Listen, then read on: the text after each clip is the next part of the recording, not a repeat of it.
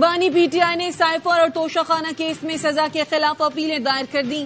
اسلام آباد high court سے سزا کا فیصلہ کالعدم قرار دینے کی استدعا.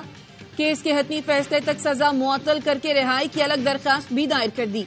شاہ محمود قریشی نے بھی سائفر کیس میں سزا کے خلاف اسلام آباد ہائی کورٹ سے رجوع کر لیا. 10 سال قید کی سزا کالعدم قرار دینے کی استدعا.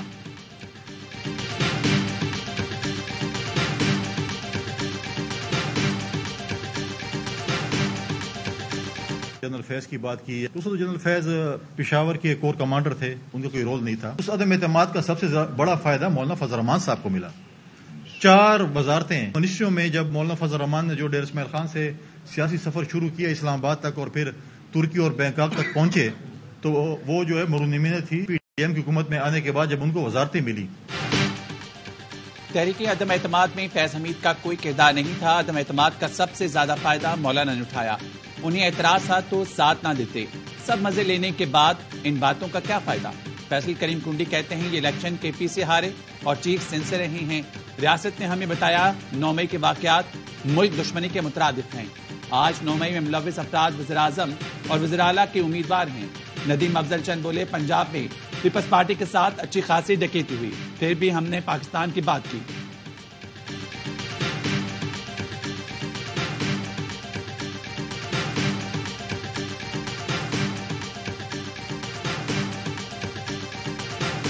مولانا ایک میٹنگ ثابت کر دیں, بتا دیں.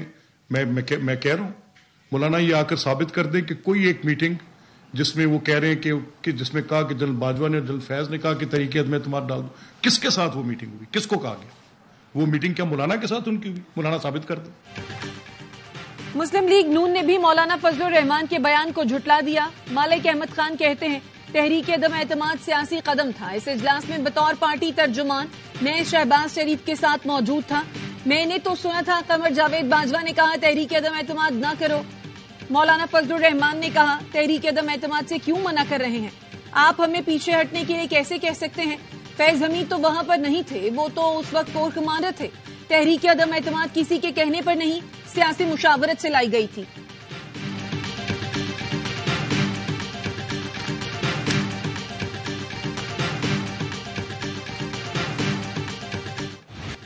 انتخابی نتائج کے خلاف احتجاج اور حکومت سازی کے لیے اشتراک. بانی پی ٹی آئی کی ہدایت پر تحریک انصاف کا ہم خیال جماعتوں سے رابطہ کا سلسلہ جاری. پی ٹی آئی اور جماعت اسلامی کے درمیان آج شام اسلام آباد میں ملاقات طے. اسد قیصر کی سربراہی میں مذاکراتی کمیٹی جماعت اسلامی کی قیادت میں ملاقات کرے گی. گزشتہ شب مولانا فضل الرحمان سے پی ٹی آئی کے وفد نے ملاقات کی. شیر افضل مروت کہتے ہیں فضل الرحمان سے اتفاق احتجاج کی حد تک ہے, کوئی اتحاد نہیں ہوا. کل اسلام آباد میں ہونے والے احتجاج کی خود قیادت کروں گا.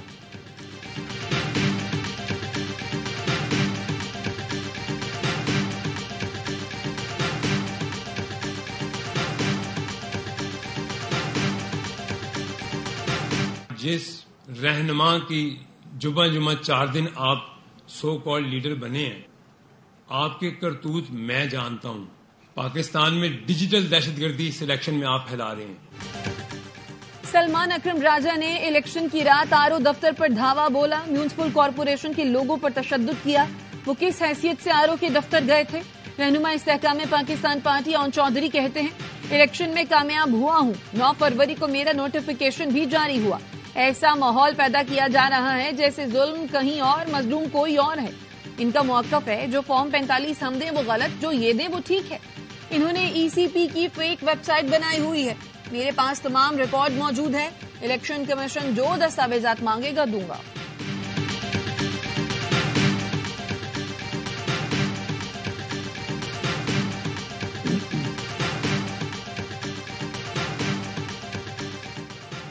تحریک انصاف کی جانب سے خیبر پختونخوا کے نامزد وزیر اعلیٰ علی امین گنڈاپور کی زیر صدارت اجلاس. 9 منتخب اراکین کی شرکت. آئندہ کی حکمت عملی پر تبادلہ خیال. پی ٹی آئی کی جانب سے وزارت عظمیٰ کے امیدوار عمر ایوب کی پشاور ہائی کورٹ آمد. 1 ماہ کے لیے راہداری ضمانت کی درخواستیں منظور. عدالت نے کہا 1 ماہ میں آپ متعلقہ عدالتوں میں پیش ہو جائیں.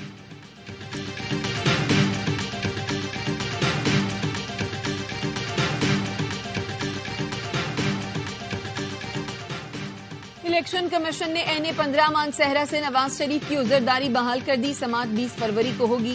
نواز شریف کے وکیل جہانگیر جدون نے کہا میری تاخیر سے آمد پر عذرداری مسترد کی گئی. کئی پولنگ سٹیشنز پر ووٹوں کی گنتی کے بغیر فارم 47 جاری کیا گیا. ممبر نثار دورانی نے کہا ریٹرننگ افسر نے رپورٹ جمع کرائی ہے کہ تمام پولنگ سٹیشنز کے فارم 45 کی بنیاد پر فارم 47 جاری کیا گیا. اسلام آباد ہائی کورٹ نے NH 46, 47 اور 48 میں انتخابی عذرداری سے متعلق درخواستیں نمٹا دی. الیکشن کمیشن کو معاملہ دیکھنے کی ہدایت.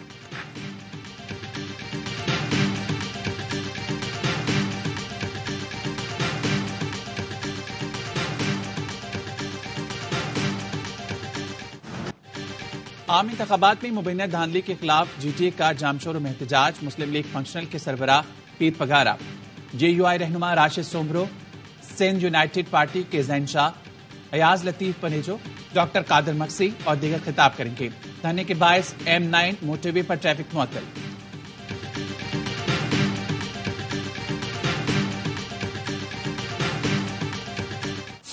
جسٹس ریٹائرڈ مظاہر علی اکبر نقوی کے خلاف کارروائی کے لیے سپریم جوڈیشل کونسل کا اجلاس. گواہان کے بیانات لیے جائیں گے. جسٹس ریٹائرڈ مظاہر نقوی کا سیکریٹری جوڈیشل کونسل کو خط لکھا. کونسل کی کارروائی میرے استعفے کے باوجود جاری ہے. آئین, قانون اور عدالتی فیصلوں کے مطابق ریٹائرڈ ججوں کے خلاف کارروائی کونسل کا دائرہ اختیار نہیں. سپریم جوڈیشل کونسل کا 12 جنوری کا حکم غیر قانونی ہے. سپریم جوڈیشل کونسل اپنے اختیار سے تجاوز کر رہی ہے. آئینی اور قانونی طور پر کونسل کی اس کارروائی کا حصہ بننے کا پابند نہیں. اور پاکستان سپر لیگ کی سب سے بڑی ٹیم سیزن 9 کے لیے تیار. اس بار ٹیم کے ٹائٹینیم اسپانسر ہیں ARY Laguna DHA city Karachi اور ARY لگونا DHA گجرانوالہ, جو کراچی اور گجرانوالہ میں واٹر فرنٹ لیونگ کا ایک نیا جہاں آباد کرنے جا رہے ہیں.